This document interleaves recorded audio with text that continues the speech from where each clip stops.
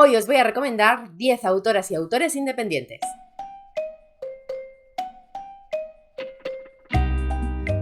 Hola, ¿qué tal estáis? Espero que muy bien. Hoy me apetecía hacer un vídeo con una lista de autores y autoras independientes que yo he leído y disfruté. Antes de empezar, como siempre, os recuerdo que si queréis apoyar mi contenido podéis dar like a los vídeos, suscribiros al canal si todavía no estáis suscritas o suscritos y que en la cajetilla de información tenéis los enlaces a todas mis redes sociales y también tenéis el enlace a mi Patreon por si queréis apoyar mi contenido de esa manera y además formar parte de la comunidad y acceder a un montón de contenido exclusivo, además de tener acceso también al Club de Lectura del Callejón del Misterio. Para introduciros estas recomendaciones os contextualizo un poquito que este vídeo he decidido hacerlo en este mes de abril porque hay una iniciativa muy chula que lleva a mi amiga Laia, de quien te lo ha dicho, que es el Abril de Autopublicados, que es un poquito pues para promover la lectura de autores y autoras independientes autopublicados y ella lo hace fenomenal. Sobre todo en Instagram os animo muchísimo a seguirla porque está haciendo un montón de recomendaciones, entrevistas, así que su contenido siempre es muy interesante, pero sobre todo este mes merece muchísimo la pena que vayáis todos a apoyar su cuenta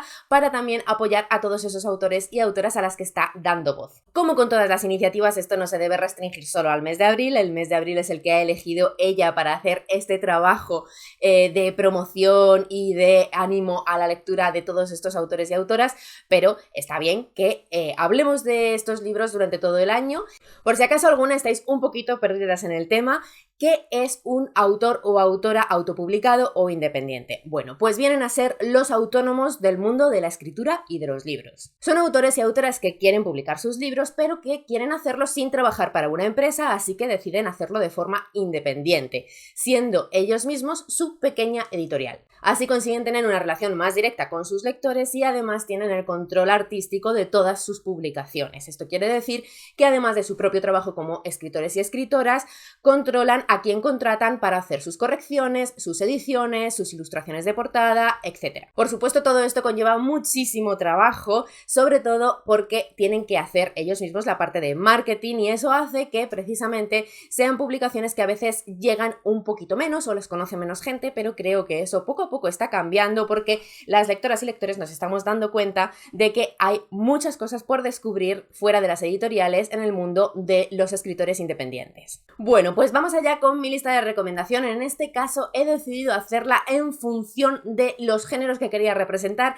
es decir, he escogido algún autor o autora, algún título de más o menos cada género para que la recomendación fuera variopinta y cualquiera podáis encontrar un título al que darle oportunidad. Como sé que la mayoría de vosotras siempre andáis a la caza de literatura de misterio, vamos a empezar por ahí porque tengo 3 recomendaciones que hacer para todas las amantes del misterio, del murder mystery, del whodunit, así que vamos con ellas. La primera es una de las reinas del misterio dentro del mundo de las autoras independientes y es Anna Bollocks. Yo me he leído 2 de sus títulos, recomiendo los 2, pero que sepáis que tiene más y probablemente todos sean igual de recomendables. Esta autora tiene varias series, creo que 3 si no me equivoco, pero yo me decanté por una de ellas que es la protagonizada por Anna Starling, que empieza con Un cadáver muy frío y continúa con Muerte en los Hamptons. Estos son los 2 títulos que yo me he leído, los 2 los recomiendo, son súper divertidos. Si os gusta el misterio clásico, si os gusta el estar buscando el quién ha sido, si os gusta el cluedo, tenéis que darles una oportunidad porque estoy segura de que los vais a disfrutar como yo. La protagonista, como os decía, es Anna Starling, que es una profesora de astrofísica que trabaja en la Universidad de Columbia, y luego hay un personaje secundario que también es muy chulo, que es Arthur Crawford, que es un inspector de policía. Está ambientada a finales de los años 70 y tanto la ambientación como las tramas como los personajes son muy ligeros de leer, muy divertidos, pero también muy bien construidos. Yo tengo que decir que el primero, Un cadáver muy frío, me gustó, me lo pasé bien con él, pero el que realmente me terminó de enamorar fue el segundo, Muerte en los Hamptons, porque además de que tiene un montón de factores que a mí me encantan, que soy muy fan, está ambientado en Navidad. ¿Y qué me gusta a mí? Un misterio navideño. O sea que también apuntarlo para esas lecturas temáticas que siempre buscamos cuando se acaba el año. La segunda recomendación dentro del misterio que os quiero hacer es Un pueblo tranquilo de Marta Català Vila. Este libro me gustó mucho, tiene muchas cosas que me gustaron lo suficiente como para recomendarlo. Es verdad que yo también tuve un pequeño problema con él respecto a uno de los personajes que aparece, pero todo lo demás me gustó tanto que tengo muchas ganas de darle más oportunidad a la autora y leer alguno de sus otros títulos, porque sé que tiene alguno más. En cualquier caso, creo que este título también merece la pena por su ambientación en un pueblo pequeñito, un pueblo además característico, especial, y por alguno de sus personajes, sobre todo los personajes femeninos, que a mí fueron los que más me cautivaron. La función de lanzamiento de cuchillos ha acabado con la muerte en directo de uno de los vecinos más ilustres de Benimarte. El inspector Bierzo no contaba con que la visita de la actriz Irene Valverde a su querido pueblo tuviera tan catastróficas consecuencias. Claro que siempre podría ser peor. Lo que parece un accidente podría en realidad ser un asesinato que amenace la paz y la estabilidad del pueblo. Por suerte, Bierzo cuenta con la ayuda de Violeta Tapp, una joven oficial llegada de la capital y que tiene un interés personal en ese pequeño pueblo tranquilo en el que nunca pasa nada, o casi nunca. Violeta Tapp es uno de los personajes que me ha gustado mucho y ese motivo por el que ella tiene interés personal en el pueblo también me ha encantado.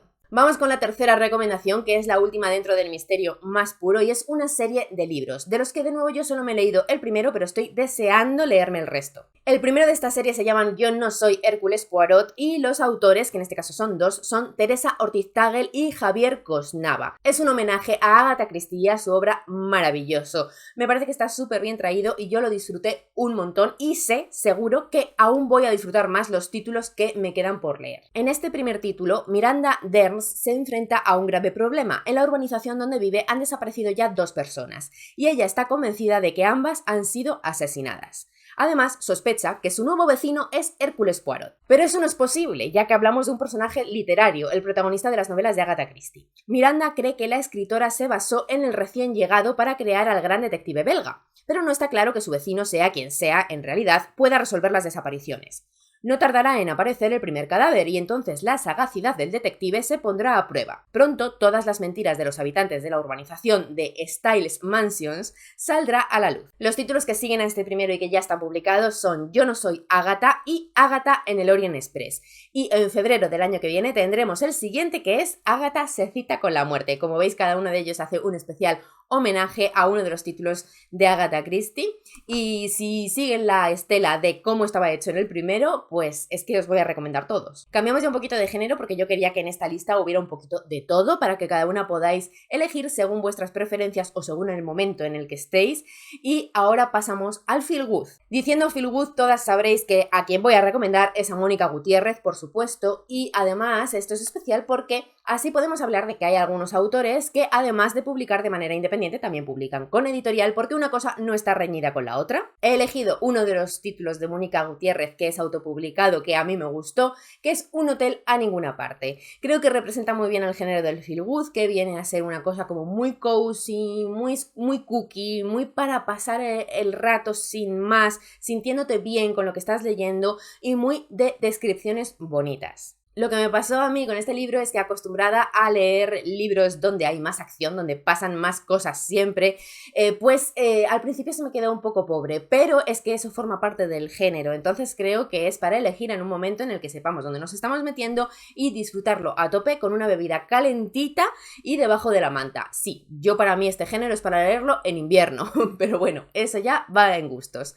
Un hotel a ninguna parte es una lectura cortita que se disfruta mucho, de una chica que va a trabajar a un hotel que está en medio de ninguna parte y que es un hotel tan bonito, tan precioso, y que todo lo que pasa en él y todo lo que se describe en él merece muchísimo la pena. Ya iréis descubriendo qué es lo que hay en ese hotel, porque como digo es cortito, entonces tampoco creo que se deba contar demasiado, simplemente saber que vamos viendo cómo esta protagonista se adapta al hotel, conoce a la gente que vive en él y en sus alrededores, y sobre todo conoce a uno de los dueños del hotel, que en un principio pues es un gruñón y no sabemos qué es lo que le pasa, pero al final va a hacer migas con él. Esto es feel good, pero si tuviéramos que asemejarlo a uno de los géneros más conocidos o más tradicionales, yo diría que se acerca a la romántica. Damos otro saltito de género para irnos a la ciencia ficción y la distopía. En este caso no podía dejar de mencionar a Ali Lemarco. Tengo por aquí el Sino Pretérito, además lo tengo en físico porque la autora me mandó un ejemplar cuando yo estaba leyéndolo.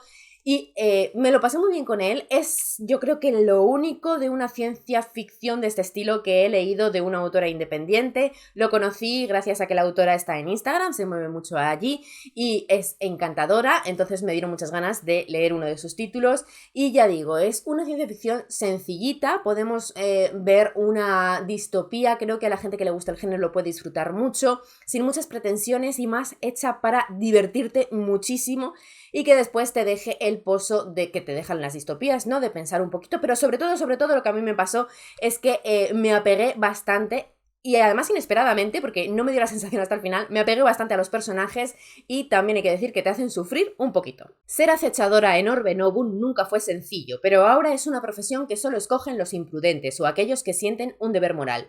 En ambos casos, esa soy yo.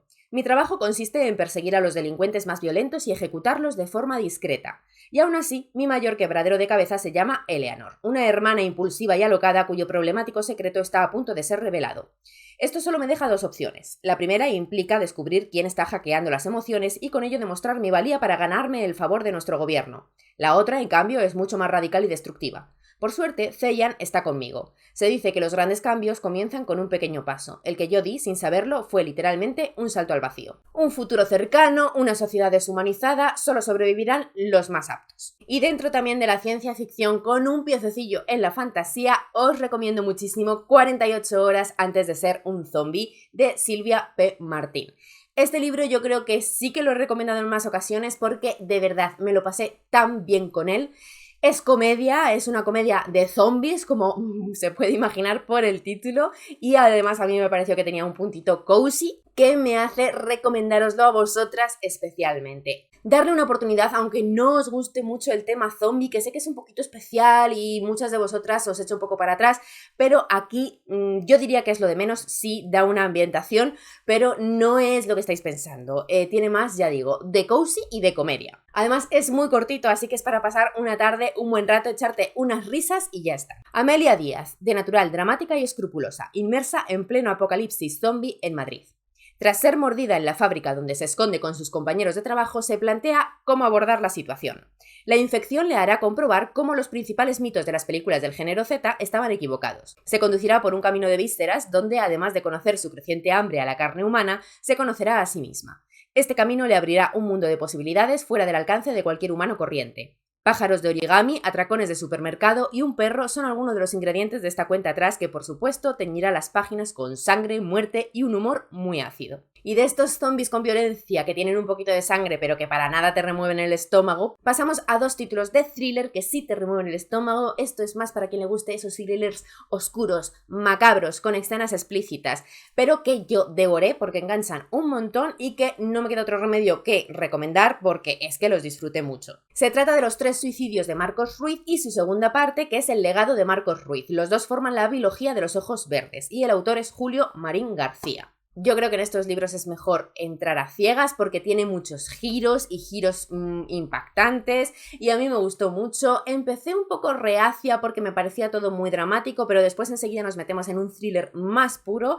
y entonces ya no podemos dejar de pasar las páginas. También son muy cortitos, así que se leen súper rápido en una tarde y yo los recomiendo. Además son, si no lo primero que publicaba este autor, uno de los primeros, así que estoy deseando ver alguna de sus publicaciones más recientes para ver cómo ha ido evolucionando. Tengo por aquí una que es El monstruo del lago, otro thriller que publicó, pues no me acuerdo del año, pero ya hace menos, y ha publicado también El juego del caos. Como estoy pasando por todos los géneros, no quería yo cerrar esta lista sin recomendaros algo de romántica. Lo que pasa es que yo todavía no he leído mucha romántica de autoras independientes porque sabéis que tampoco llevo tantísimo tiempo leyendo romántica. Pero me he acordado de un título que yo leí hace ya algunos años, cuando empecé en esto de las redes sociales de libros, y que además fue una de mis primeras lecturas conjuntas, con lo cual le tengo cariño, y se llama Malditas piruletas rojas, de Iris Bermejo. En su momento la disfruté ya no solo por la lectura, sino por la experiencia de la lectura conjunta con otras compañeras lectoras, y también con la autora, que también estuvo ahí en esa lectura conjunta,